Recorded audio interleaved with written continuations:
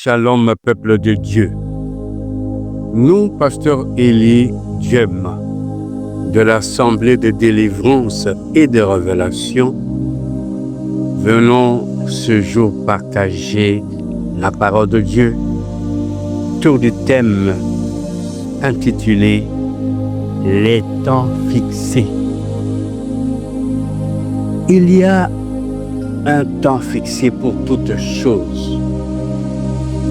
Il y a un temps pour recevoir, il y a un temps pour donner, il y a un temps pour demander et surtout, il y a un temps fixé pour rendre les comptes. Il y a un temps de bilan. Pour ce faire, nous allons lire Nombre chapitre 28, versets 1er à 2, au nom de Jésus-Christ. L'Éternel parla à Moïse et dit: donne cet ordre aux enfants d'Israël et dis-leur: vous aurez soin de me présenter au temps fixé mon offrande, l'aliment de mes sacrifices consumés par le feu et qui me sont d'une agréable odeur. Les Écritures disent que l'Éternel donna des ordres aux enfants d'Israël en ces termes: vous aurez soin de me présenter au temps fixé. Ce temps fixé est celui-ci. C'est le temps du bilan. C'est le temps du rapport. Bien-aimés dans le Seigneur, 11 mois de marche avec l'Éternel, 50 ans de vie sur la terre, 40 ans de mariage, 15 ans de ministère. Une seule question se pose: quel est votre bilan pour tout le temps passé sur la terre, sur tout le temps passé dans votre fonction, dans votre ministère, dans votre mariage, dans vos études, dans le temps que vous avez passé dans le désert? Quel est votre bilan? Qu'as-tu fait de dons que tu as reçus? Qu'as-tu fait de la fonction dans laquelle tu es élevé? Qu'as-tu fait des brebis du Seigneur? Qu'as-tu fait de ton mariage? Autant d'interrogations, chacun dans son domaine, chacun dans sa particularité. Aujourd'hui, l'Éternel nous demande de lui présenter les comptes, car le résultat de nos comptes nous permettra d'obtenir le visa pour 2026. La présentation du bilan requiert deux tableaux. Le tableau positif et le tableau négatif.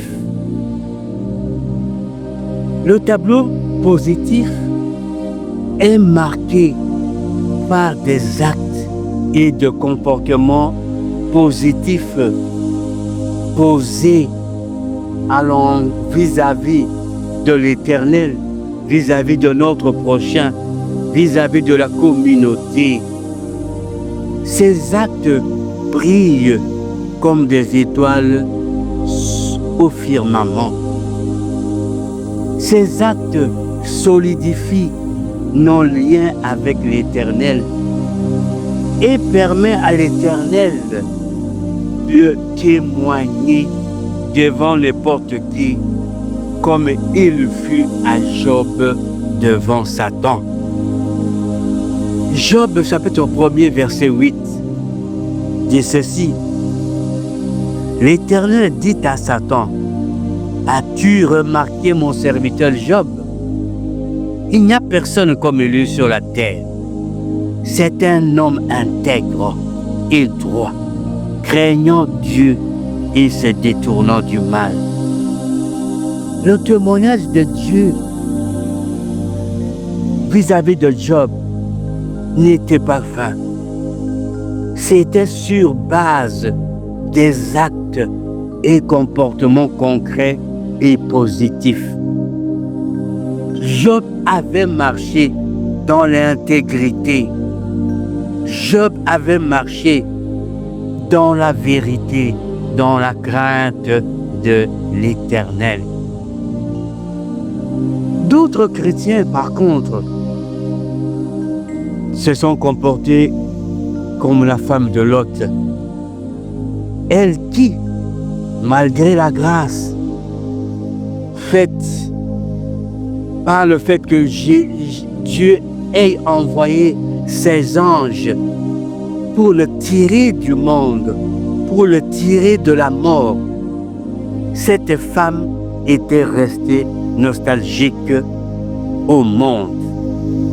Et Genèse chapitre 19, verset 26, de nous rappeler, la femme de Lot regarda en arrière et elle devint une statue de sel.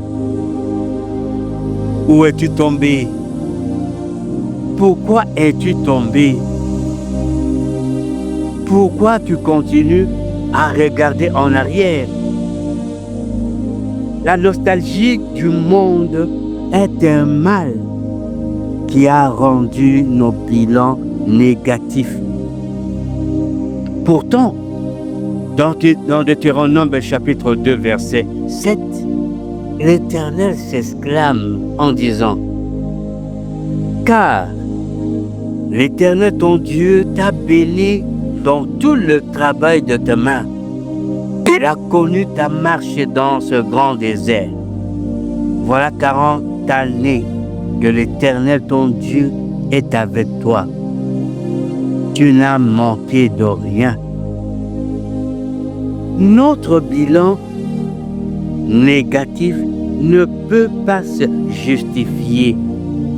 Pour autant qu'au nombre de jours passés, qu'au nombre des mois passés, qu'au nombre d'années passées, l'Éternel ne nous a jamais abandonnés.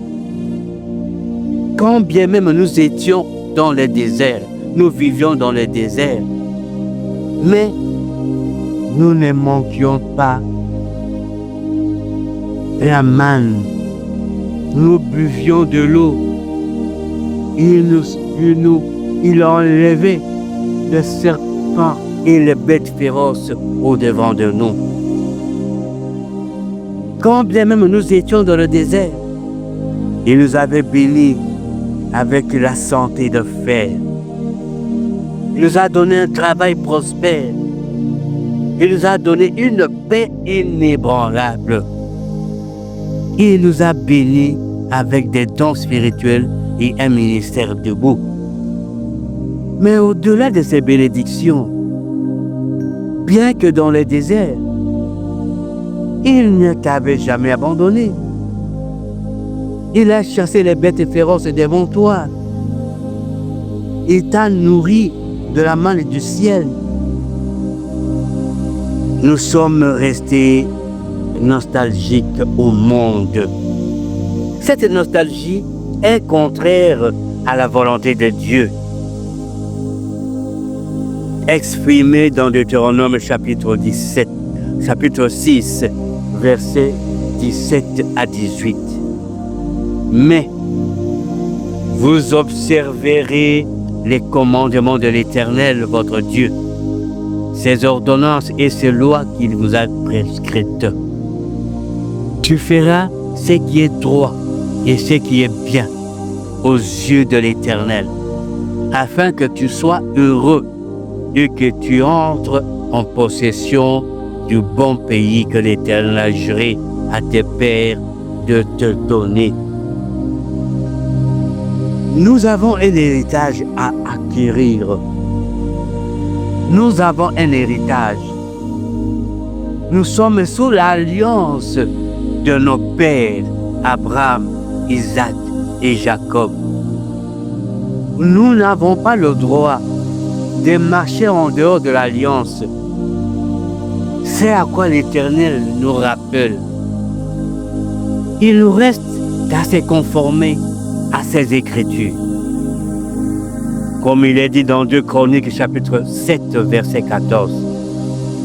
Si mon peuple sur qui est invoqué mon nom s'humilie, prie et cherche ma face, et s'il se détourne de ses mauvaises voies, je l'exaucerai des cieux, je lui pardonnerai son péché et je guérirai son pays. La description du tableau négatif est si écœurant que nous sommes appelés à revoir notre conduite. Nous sommes appelés à nous amender. Nous sommes appelés à implorer le pardon de Dieu afin que notre bilan trouve la justification devant l'Éternel. Beaucoup de temps sont passés. Nous sommes là, mais nous marchons dans la distraction. D'ailleurs, dans Apocalypse chapitre 22, verset 12,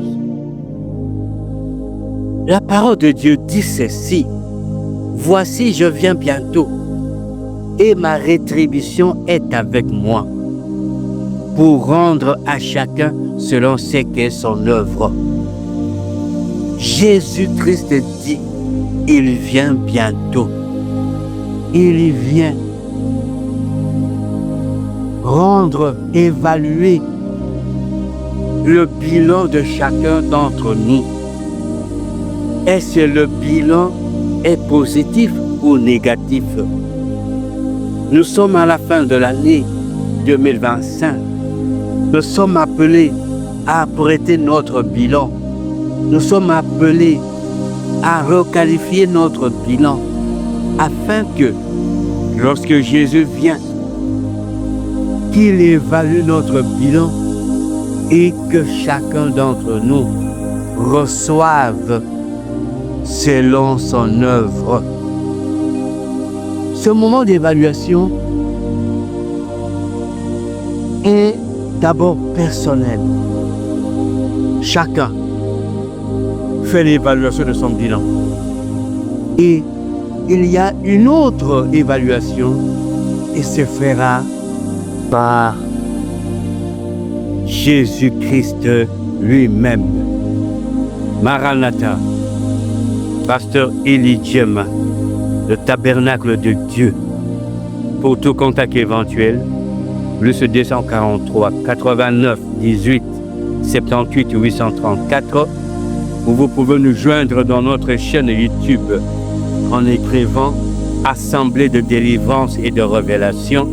C'est à quoi nous vous invitons à vous abonner, à partager, afin que chacun d'entre nous ait le temps de évaluer son bilan avant que le jugement, avant que la rétribution ne vienne de par Jésus-Christ de Nazareth.